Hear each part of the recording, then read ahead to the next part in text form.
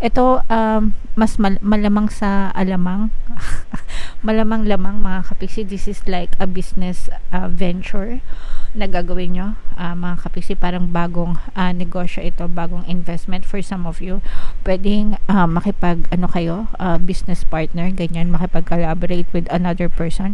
Pwede kayo magkaroon ng business partner or sa investment mga kapiksi, pero hindi mo to gagawin na mag-isa. Parang meron kang katulong or kasangga, ganyan. Kaya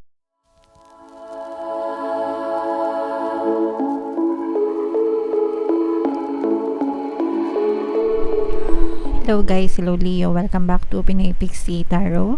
Ang pamagat ng episode natin for tonight is New Moon Kapalaran para ngayong February to March para sa Leo, Sun, Moon, Rising Sign, and Venus. Shuffle ko yung cards guys, hanapin ko yung energy ng Moon at saka yung energy ng Leo.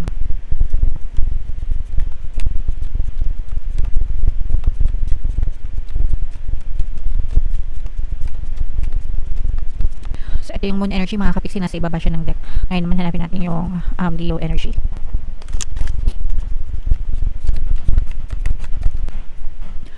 Ito guys. So, Leo, kayo ay na-represent ng King of Swords sa ating spread. Sa deck na to mga kapiksi, ang sword suit ang nagre-represent ng fire sign. Combination guys ng positive and negative energy mga kapiksi. General reading lang, pwede mag-resonate, pwedeng hindi. Yung new moon ngayong February mga kapiksi ay sa February 9, tapos yung next na new moon naman ay sa March 10. So ang reading na to ay para sa period na yan mga kapiksi. Wow, so ito napaka-positibo ng inyong energy mga kapiksi, no? Lumabas din dito yung feminine energy ng fire sign, Aries, Leo, Sagittarius. For some of you, maaring may ganyan kayo sa inyong natal chart, or you may also be dealing with another fire sign. Ito guys, this is brand new beginning, no?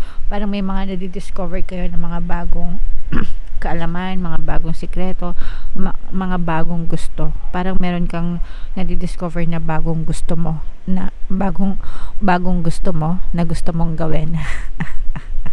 Okay, and parang gusto mo siyang simulan, gusto mo siyang i-try, gusto mong i-experiment mga kapiksi para ngayong taon na to, something na hindi nyo pa nagagawa before.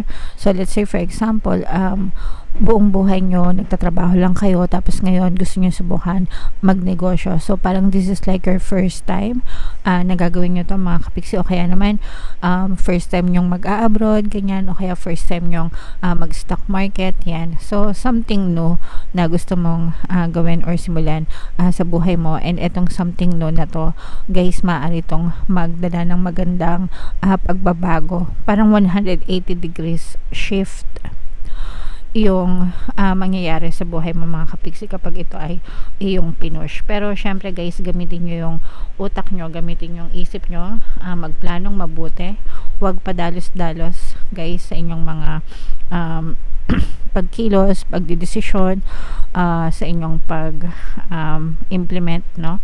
Make sure na equipped kayo ng tamang kaalaman, tamang knowledge mga kapiksi, para hindi kayo magsisi sa huli. Although nakikita natin yung mga conflicting thoughts nyo, ibig sabihin may mga question kayo, and yun yung maganda, kino-question nyo mga kapiksi, no? Kasi kapag nagko-question kayo, ibig sabihin naliliwanagan ka, kasi naman yun sa oo ka lang ng oo pero hindi mo naiintindihan, di ba?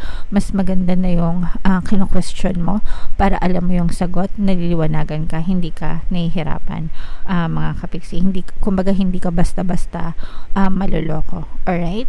And yung iba naman sa inyo guys, no, you keep on fighting, no? Kumbaga parang patuloy pa rin kayong nakikipaglaban, survival mode, yung iba sa inyo mga kapiksi, and hindi naman kayo papabayaan ng inyong mga gabay. Alright? So tingnan pa natin, ayan, no? Ayan, grabe, magkatabi guys. Abundance of money, blessings mga kapiksi. Meron tayong air sign energy, Aquarius, Gemini, Libra. Ito mas malamang sa alamang. malamang-lamang mga kapiksi, this is like a business venture na gagawin nyo, mga kapiksi. Parang bagong negosyo ito, bagong investment for some of you. Pwedeng makipag kayo, business partner, ganyan, makipag-collaborate with another person. Pwede kayo magkaroon ng business partner or sa investment, mga kapiksi, pero hindi mo to gagawin na mag-isa. Parang meron kang katulong or kasangga, ganyan. Kaya medyo malakas yung loob nyo, mga kapiksi. Fire sign energy, Aries, Leo, Sagittarius, air sign energy, Aquarius, Gemini, Libra yung nakikita natin. At saka another fire sign energy na pwede mo maging partner or pwedeng makipag-collaborate sa inyo, guys. And eto, magdadala ito ng blessings pagdating sa kaperahan nyo, guys. This is abundance of money and this is blessings, mga kapiksi. Alright? So, i-mind nyo na to. Magiging maganda yung takbo nito, mga kapiksi. Lahat ng balita or impormasyon na natatanggap nyo, parang palaging pabor sa nyo. Yung iba sa nyo, kung meron na kayong mga negosyo, let's say for example, kapiksi, nasimulan ko na yung negosyo, magkakaroon kayo ng mga magagandang feedback, customer review, ganyan. And yung mga feedback na yun yung magiging dahilan para mas lalo pang dumami yung inyong mga success stories, mga kapiksi, yung inyong mga kliyente, okay? Kasi the more na nagkakaroon kayo ng success stories, positive feedback, the more na dumadami din yung inyong mga clients, mga kapiksi. Alright? And ito, guys, sabi ko nga sa inyo, hindi ko mabitawan kasi sobrang ganda, mga kapiksi. I-mind nyo na yan sa comment section. Mind abundance of money, abundance of wealth, abundance of riches, mind blessings, pagpapala, abundance. I-mind nyo na yan sa comment section kasi nakikita natin na talagang magiging maganda yung pagpasok sa inyo ng kaperahan ngayong new moon season, mga kapiksi. Alright? So, yeah. Comment down below, Leo, if feeling nyo nakaresonate kayo dyan. Pagpasensyahan nyo na yung boses natin pag medyo sumasabit minsan, no? Kasi yung panahon ngayon, taglamig, diba? Uso yan. Uso yan na mamaos. So, shuffle ko to, guys. Habang sinashuffle ko to, panoorin nyo muna yung video natin regarding sa ating paano mag-manifest ng abundance video course. Kapiksi, sawa ka na ba sa mga struggles at hirap sa buhay mo? Masipag ka ba at masikap sa buhay ngunit hindi ka pa rin umaasenso? Ilang beses ka na bang nag-attempt magnegosyo at mag-invest pero palagi ka pa rin nalulugi? Sa pagkakataon na ito ay maaaring may subconscious beliefs ka na nagiging balakid sa iyong pag-unlad at pagyaman. Introducing, paano mag-manifest ng abundance video course. Dito ay matututunan mong ma-overcome ang mga balakid mo para tuluyan ka ng umunlad, umasenso, sumagana, maging matagumpay, successful at maswerte sa iyong kabuhayan, pera, trabaho, negosyo, salapi at kaperahan ng bonggang-bongga. Dali, mag-send na ng email sa pinoypixitaro@gmail.com at simulan na ang iyong pagyaman ngayon. Alright, so sama-sama tayong maging magpayaman ngayon 2024, mga kapiksi. Mag-avail na kayo ng course, guys, kasi sobrang ganda talaga niyan. And good news, mga kapiksi, dahil ngayong February mayroon tayong promo. Magbibigay ako ng 200 pesos na discount, guys, until February 29. Samantalahin nyo habang may discount, mga kapiksi. Sobrang ganda talaga niyang course na yan. And meron din tayong email coaching, manifest your desires using the law of attraction. If meron kayong mga specific na gusto nyong i-manifest, pwedeng love and relationship, guys, pwedeng money or career, pwede kayong magpa-book ng email coaching session with me. Mag-send lang kayo, guys, ng email sa pinoypixitaro@gmail.com. So, medyo queuing lang, guys, yung ating email coaching, no? Medyo marami nagpapa-coach ngayon. Communication is key, mga kapisi. So, yung successful na relationship, guys, communication talaga yung sikreto, okay? Para magkaroon ng successful na relationship. And pag sinabing relationship, hindi lang yan romantic na relationship, no, kundi yung relationship natin sa lahat ng tao, okay? Sa trabaho, sa pamilya, sa mga kaibigan, sa jowa, sa mga anak, sa mga magulang, 'di ba? Sa mga kapitbahay, lahat, mga kapiksi. Communication is the key para sa isang successful na relationship, mga kapiksi. So if meron kayong mga alitan, or if meron kayong mga gustong linawin, ganyan, gustong plansyahin, make sure na yung boses ko, grabe, make sure na nakikipag-usap kayo ng maayos kahit kanino, mga kapiksi. Let your voice be heard. Sabihin nyo kung ano yung nasa isip nyo, yung totoong nararamdaman nyo. And ganun din, dapat willing din kayo na makinig, no?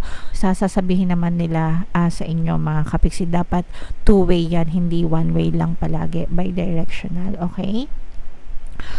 So, attune to the moon, guys. Write a list of all the people you love most and see if you are prioritizing them. So, sa contacts mo, mga kapiksi, sa contact list mo, sa cellphone mo, di ba nandun lahat yung contacts mo sa Messenger, sa Viber, sa WhatsApp, wherever, mga kapiksi.